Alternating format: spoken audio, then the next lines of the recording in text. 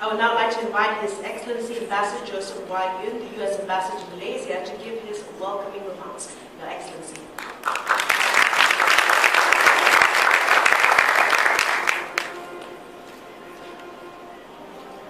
Thank you very much, and thank you, Dash, for those really great remarks. You're doing a great job. I'll tell you what, it's great being an ambassador. You get, invited to places like this.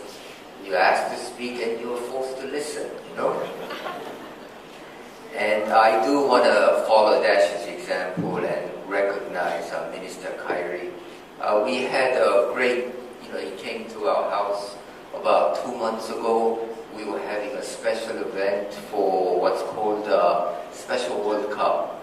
Malaysia will be host to a Special World Cup, which is, as you know, mentally handicapped people.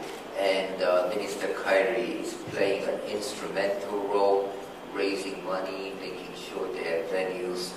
So we'll have about 22 teams, including the United States. So we have a great event and Minister Kyrie will continue with that effort. I also want to recognize Rick Stengel, our Undersecretary.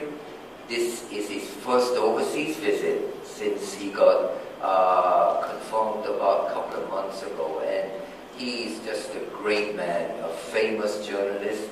I'm sure you've read stuff he's written. He was editor for Time magazine for a long time. So really someone I really firmly believe we can lead our public diplomacy for many years to come. So I was mentioning, I'm not really used to speaking youth. I mean, I've been a diplomat for 28 years, and so this morning my son called me. He's 27 years old. He's a banker living in Oregon, and in fact, for most of his life, he'd been with me, traveling from place to place. In fact, when I first visited Malaysia about 25 years ago, it was with our son Matt, and we were living at that time in Indonesia. How many of you are from Indonesia? Oh, quite a few. We were actually in Sumatra. How many of you in Sumatra? Okay, all right. So, we lived in Medan, in Sumatra, for 2 years. I was at a consulate there. And we would often come to Malaysia for vacation. And as I said, my son was 3 years old at that time. So he really has tremendously fond memories of being in Penang. We used to come to Penang quite a bit. And his favorite costume, we'd given him as pajamas, this Superman outfit. And he would wear it night and day, and so I told him that this time when he comes here, we'll also buy him some Superman pajamas. He didn't appreciate that. That's not why I'm talking to you. I told him so, I'm meeting with this group of young people today, and Matt, tell me, yes, Matt's my son's name. He's 27 years old, many of you are similar to his age. What is it that, youth, young people these days, how do you think they're different from us? What can I tell them? And so his first thing was, well, good luck, Dad, But what he said was very true. They are no different from we are. He said really foremost in their concern, of the young people's concern, is for how to find a job, how to find an employment that is steady, that is something they can support a family.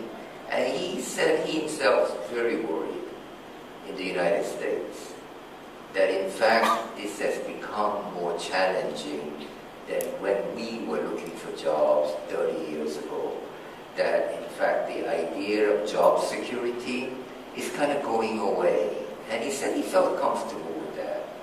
There are plenty of innovations, but he was very worried between the rising gap among those who have very good jobs and gap between those who didn't.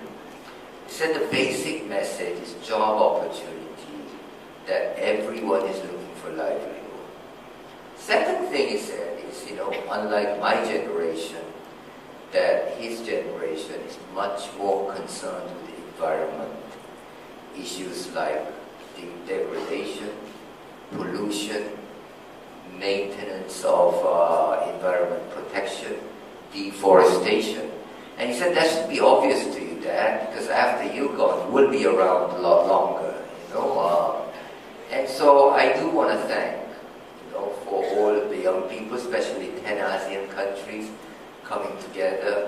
I have worked in several countries in ASEAN. I've worked in, of course, Malaysia. Before that, I was assigned to Thailand and Indonesia. And really for us, and I'm sure Rick would agree with me, this is a very, very important part of the world. I think it is somewhere. It is Pacific, it is Asia, and there is certainly where my son lives and where I come from in Oregon, there's a strong feeling that Pacific and Asia is really part of the same world. And so you will know that tomorrow President Obama will be here. I think it will be a great visit. He will be spending 2 nights, 3 days here. And this was, as you know, he was going to come in October last year. And Dash, I think you did a lot of work for that, and thank you. It's a double duty for you, And so he's coming back. As soon as the trip got postponed, he called Prime Minister Najib to reschedule it.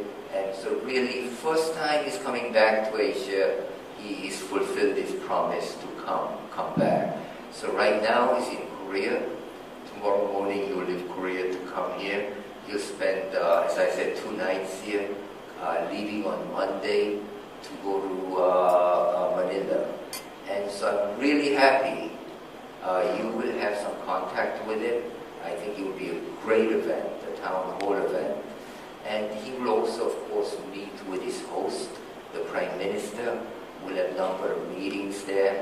And I'm very happy that he's coming to Malaysia, coming to Southeast Asia, where he really has some roots. I've spoken to him several times, and he speaks actually quite decent Bahasa Indonesia, and which is, as you know, same Bahasa Malay as here.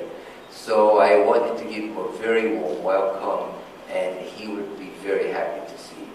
Thank you very much.